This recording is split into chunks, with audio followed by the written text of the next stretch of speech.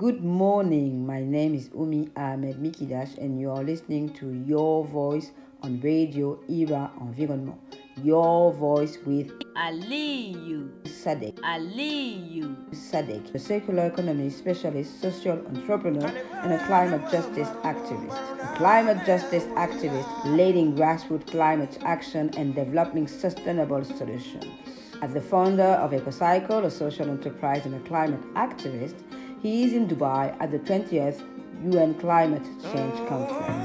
On Your Voice, he explains how waste management was integrated in the national determined contributions in Nigeria. He shares His concern related to the fact that waste is left behind in other subjects in the negotiations. But he also raises awareness on how waste management sector can help fighting climate change. As a young activist, he provides input on how Nigeria can reach net zero and give his thoughts on the role of the private sector. You are listening to Your Voice with Aliyu Sadiq. I am Umi Ahmed Mikidash. Good morning. My name is Umi Ahmed Mikidash, and you are listening to Radio Era Environment with our guest from Nigeria at COP28. His name is Aliyu Sadiq. Good morning. Good morning. Thank you for having me. Pleasure.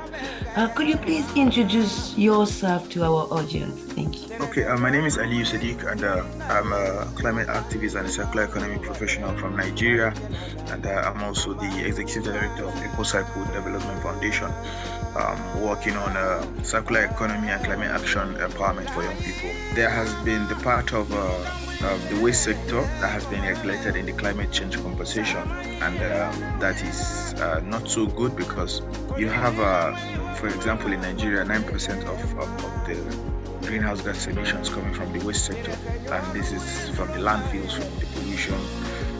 So this is really critical. And while you're talking about mitigating the emissions, trying to achieve the net zero, trying to maintain temperatures within 1.5, it means all sectors has to be considered. All sectors have to be a priority of conversations, and all sectors that contributes to these emissions need collective effort to solve the problem and achieve climate action. Waste management is one of the sectors which has been emphasized in the national plans of Nigeria, and it's, as you said, one of the contributors to the greenhouse gas emission. How do you work? Waste is one of it, because we currently have the NDC initially did not have the waste included, but now we have the waste included. We also have other policies around, like the national policy on solid waste management. We have the national policy on plastic waste. All of these are efforts. We also have like the circular economy policy underway, which is the roadmap for circular economy in Nigeria. My work links climate change, circular economy, and social livelihood improvement, whereby my team provides innovative waste management solutions and also trains communities and young people to be able to derive benefits, incentive-based benefits, while trying to manage their waste and reducing emissions. Some of our works include providing community services, community waste services, providing solutions and innovations around effective waste management across the value chain, and also training young people on skills around waste innovations like briquette production, bricks production from plastic, from organic waste, as well as creating social benefit, like I said, socio-economic benefit, trying to reduce unemployment in Nigeria by training young children, including out-of-school children, to be able to have skills needed to address the problem of waste collectively. And then we also influence policies around climate change and circular economy for emission reduction, improving sustainable waste management strategies, as well as helping to improve general sustainable development. Do you have actually a link with the government, as you said, that in the first NDCs, the national determined contribution, there was no mention on waste management, and today you've seen that it is.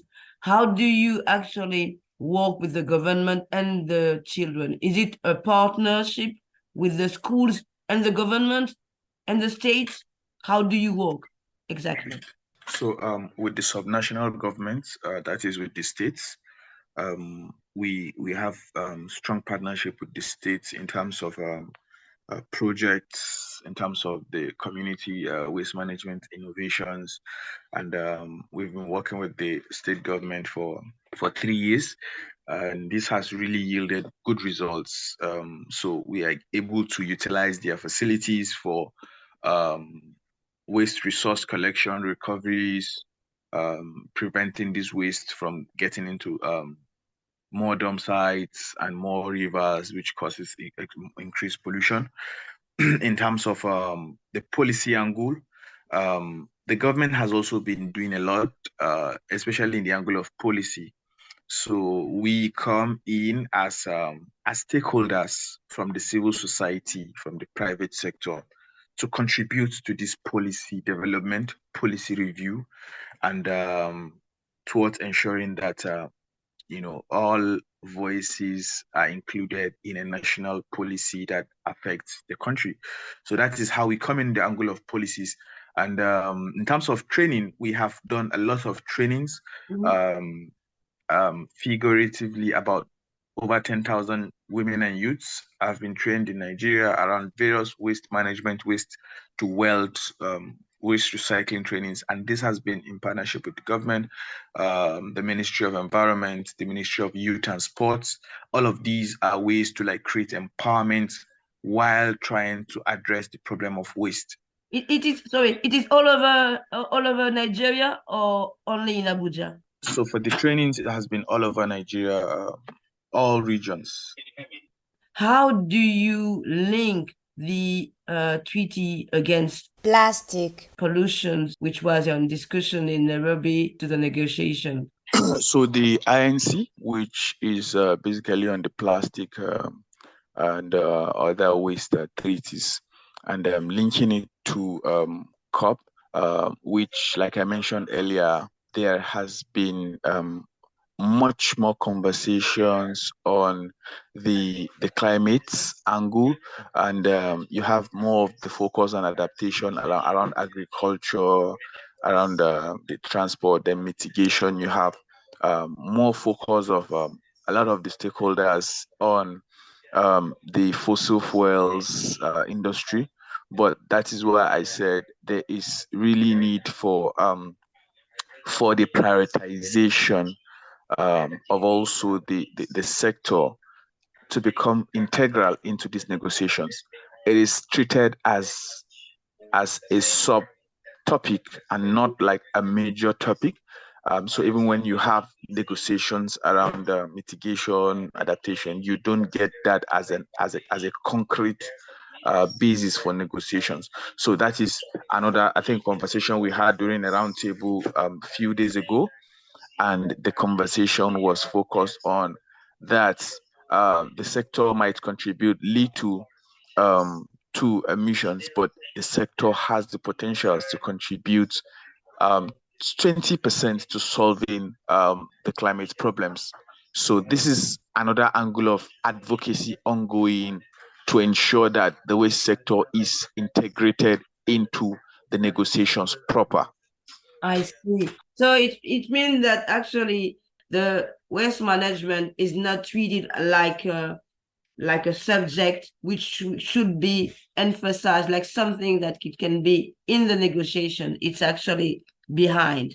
Yeah, it is actually behind. And you have the angle of the mitigations around transforming the waste to energy initiatives, which all of these adaptation funding and mitigation funding are going to contribute to addressing some of these waste to energy initiatives. So you have a lot of linkages of the waste sector to, or like, for example, the technology transfer. So the technology transfer are part of the demands from the developing countries to help them adapt. But then you also have the need for technology transfer to get this waste to energy initiatives to function, which has the potential to reduce emissions and also foster the achievement of net zero. I understand. I interviewed recently a woman from Lebanon, a researcher. She's working on biochar, for instance. You just mentioned the agriculture. How do you advocate this kind of research related to biochar, which involve technologies and which also biochar it's organic waste which used for briquette, for instance, and it is actually a challenge in Nigeria and all countries in Africa to have energy efficiency. How do you see this kind of research on biochar, which help to fight climate change, and your activities in circular economy? Can you actually be the one who advocates that kind of technology? And do you think that with your activities, like as a climate activist, you can also become a negotiator for your country? Okay, thank you so much for the question. Just to highlight again, I said that the country is already having lots of good policies, which I say that is a good way to go. In all of the policies like the NDCs, the national policy on solid waste, and also the plastic waste. We also have other like the EPR, extended producer responsibility. All of these have recommendations of initiatives and strategies such as the waste to energy, the waste to fertilizer, organic fertilizers, as well as the waste to other products, but particularly the utilization of the agro waste for the briquettes or the organic fertilizers from organic waste. All of these are going to foster are also going to foster the adaptation in the agro sector, adaptation in the energy access, especially for communities who do not have energy access or are impacted to have access to energy, again linked to issues of climate change. So this is why, again, you can see that the contribution of the waste sector can help to foster achievement of some of the climate change targets and ambitions. Then, so it's already on the way. I think we have beautiful policies for that, and we also have a lot of startups, a lot of organizations that are doing good work on the ground, on small scales to promote and train people on these skills. What is needed is much more funding, much more investors to get, and also incentives and support from the government to get more of these initiatives out there and more people having access to these trainings, as well as so I would say what is really needed is more technology, more financing, and more capacity building, and this would just be transforming the sector. In terms of negotiations, oh yes, definitely, you can only be a negotiator for the government if you work with the government, only if you're coming in as an external consultant for the government. So that is how it works. So thank you. I hope I answer your question. You raised the policies that your country have related to organic waste and waste management as a whole. You are in Dubai at COP27 as an activist and someone who portrayed the activities. But how can you today be the one who actually portrayed how the youth can be involved in waste management, for instance, for the negotiation, and to put at the forefront the link between agriculture, waste management, and energy, renewable energy?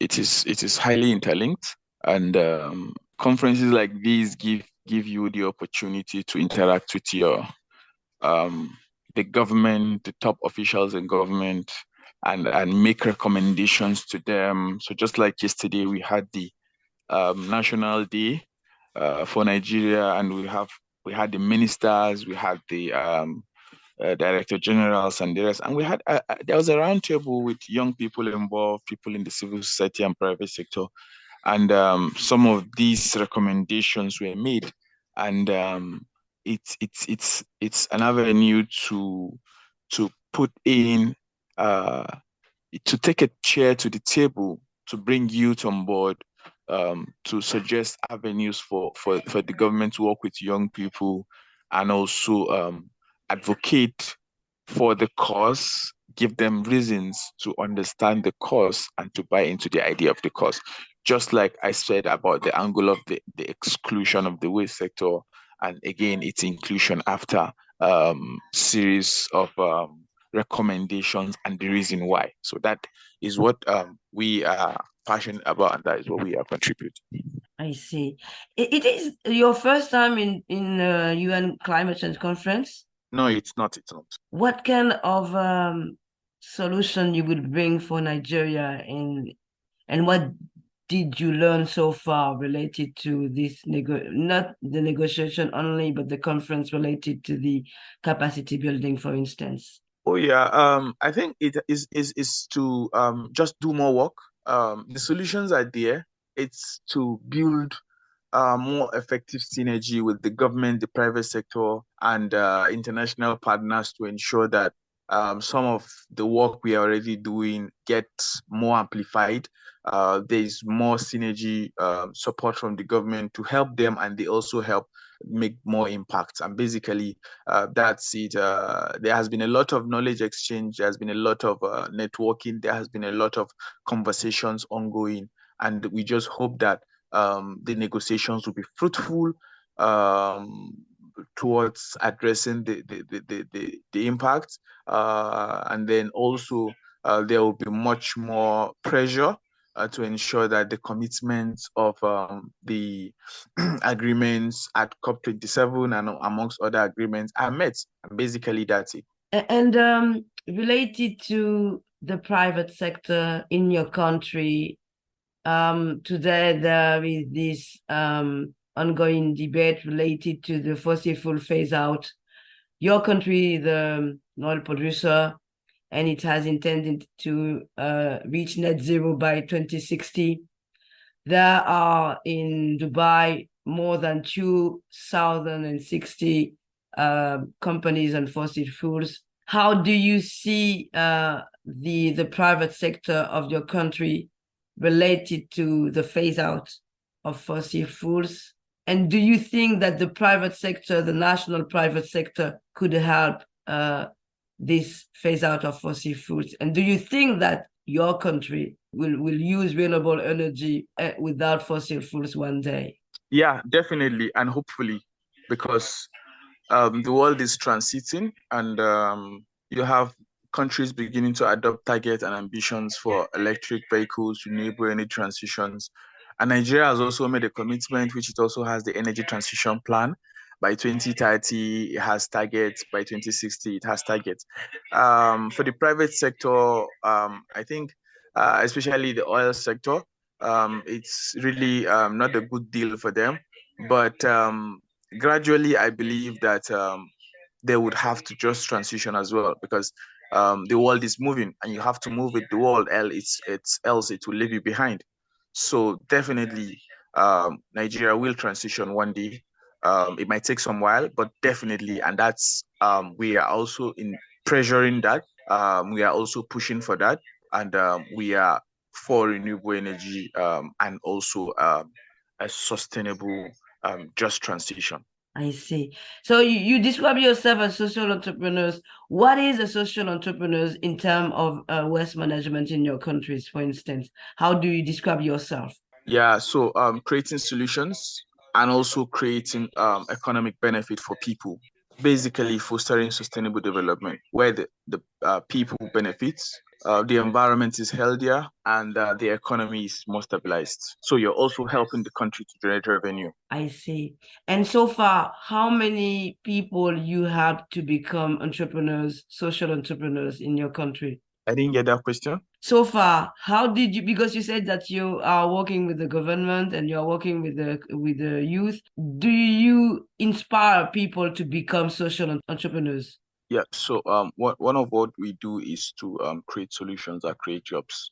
We have developed solutions such as the a lot of waste management solutions like the smart mobile bins, built toilets using plastic bottles, created community waste collection services, and all of these have created jobs, both part-time and full-time.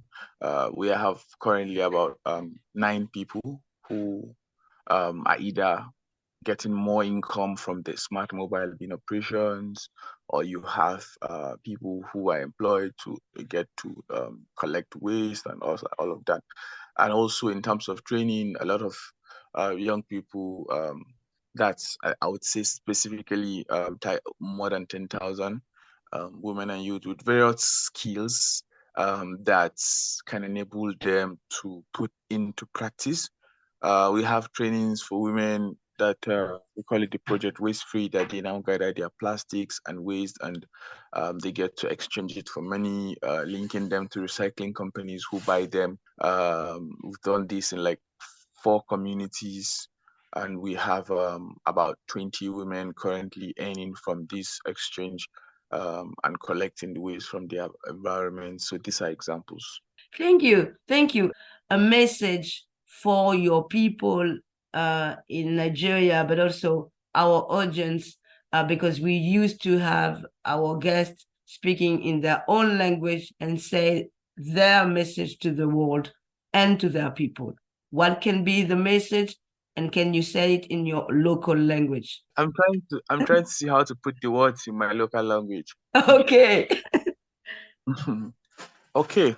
Matasa, duniya tana canzawa, yanayi na canzawa, kuma yana jawo mana matsaloli da yawa, daga ambaliya zuwa matsaloli da yawa. Abin da ya kamata kowa ya yi shine ya tashi ya nema ilimi, ya kuma sa hannu cikin neman mafitan wannan matsalan da muke samu.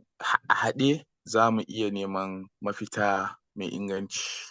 Thank you. What does that mean? So that was like a motivation for young people to look at the issues we're facing, affect the climate changes and the impact it's having on humanity, and motivating them to rise up, get knowledge, and contribute to the solution. I see. Thank you. Thank you, Aliyu Sadiq. It was Aliyu Sadiq on your voice on Radio Era Environnement. Thank you so much, and have a good day. Have a good day.